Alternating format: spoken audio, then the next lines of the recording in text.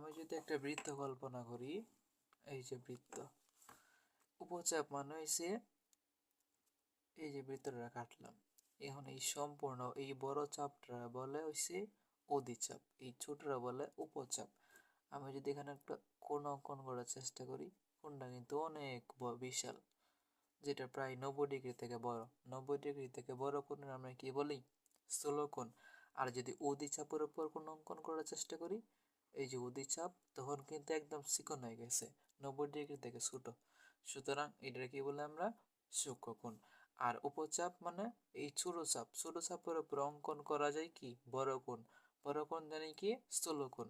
আর অধিচাপ জানি কি? বড় চাপ। বড় চাপের উপর অঙ্কন করা যায় কি কোণ? ছোট কোণ। ছোট কোণের কি বলে? সূক্ষ্মকোণ। আর উপচাপের মধ্যে স্থূলকোণ। সুতরাং এখানে কি উত্তর হবে? কোন বৃত্তের উপচাপের উপর দণ্ডায়মান কোণ কি? স্থূলকোণ।